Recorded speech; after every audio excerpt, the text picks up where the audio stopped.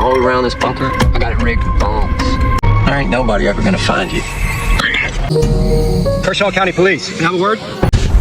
What's going on? What have you done? So when the deputies come looking, What if Girl in the Bunker wasn't the hero, but the villain all along?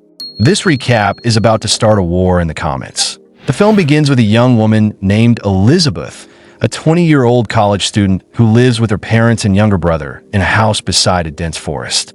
Every day, she takes the same forest path to and from college. One afternoon, as she's returning home with her friend and girlfriend, her friend's brother pulls up in a car. Her friends leave with him, and Elizabeth continues walking alone along the main road lined with trees. She has no idea that this road is about to lead her into the most horrifying experience of her life. As she walks, a man dressed as a police officer calls out to her from the forest. He introduces himself as Vinson and says sternly that drugs are being cultivated near her home, so he must take her in for questioning. Before she can react, he handcuffs her and fastens a belt around her neck. He tells her he's already arrested her younger brother and that she must come with him. Terrified and confused, Elizabeth complies, believing him to be a real officer. Vinson leads her deep into the woods, across a small river, and into the dense forest. Once they're far from anyone's reach, he forces her to sit down and confesses the horrifying truth. He isn't a police officer at all. He's kidnapped her because he's in love with her and wants to be with her forever. Shocked and terrified, Elizabeth realizes she's dealing with a mentally unstable man. Vincent takes her to a hidden underground bunker he built in the middle of the forest. The entrance is camouflaged with dry leaves, invisible from above. Inside, there's a small room with a bed, a gas stove, a toilet, and stacks of food supplies. He chains Elizabeth and warns her that the belt around her neck contains a bomb that will explode if she tries to escape. He tells her to stay silent or he'll kill her. Powerless and terrified, Elizabeth breaks down in tears. That night, her mother realizes she hasn't come home. Panicked, she calls Elizabeth's friends, but no one knows where she is. Her family and neighbors search the forest, shouting her name, but find nothing. When night falls, they report her missing. The police initially assume she's run off to a friend's house, but as days pass with no trace of her, they start investigating seriously. Meanwhile, Elizabeth remains trapped underground. Vincent manipulates and threatens her constantly, saying the area is surrounded by bombs and that he'll harm her brother if she ever tries to escape. On the third day, while Elizabeth's parents search nearby, she hears their voices outside the bunker. Vincent covers her mouth and warns her to stay silent, or he'll shoot her. The bunker is so well hidden that her family passes right over it without noticing. Over the next few days, Vincent grows more comfortable around her and starts telling her about his past.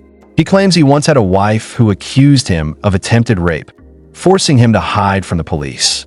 He built the bunker to escape and says he wanted to punish his wife.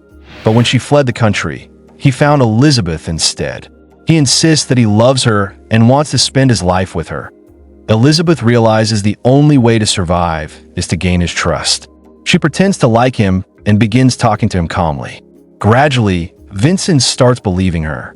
He removes her chain and even teaches her how to use his fake gun.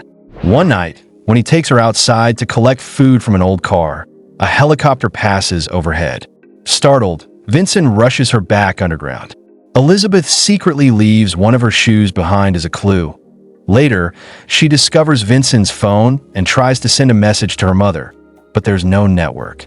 She deletes it, unaware that the message will later go through. Days pass, and the police lose hope. Then, Elizabeth's mother receives the text. It says a man has kidnapped her and locked her in a bunker in the forest. She even signs it Lisa, a name only her family knows. The police finally take the case seriously, track the phone, and trace it back to a woman who once knew Vincent. She tells them she leaves food for him in the woods and leads them to the area. The police search nearby and realize Vincent is the wanted criminal they've been chasing for years. When Vincent sees news of the investigation on TV, he panics and accuses Elizabeth of betraying him.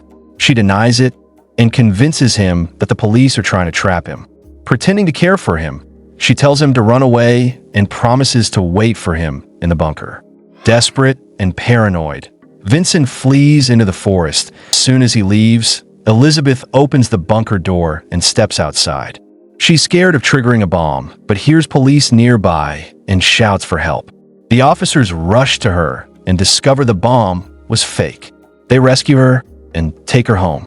After 10 long days, Elizabeth is finally reunited with her crying family. A few days later, the police arrested Vinson and sentenced him to life in prison. Elizabeth slowly recovers from the trauma, and her courage in the face of terror becomes an inspiring story of survival and strength. The film ends with her safe at home, having escaped the nightmare that almost destroyed her life. If Girl in the Bunker turned out to be the villain, it would completely change how we see the entire story.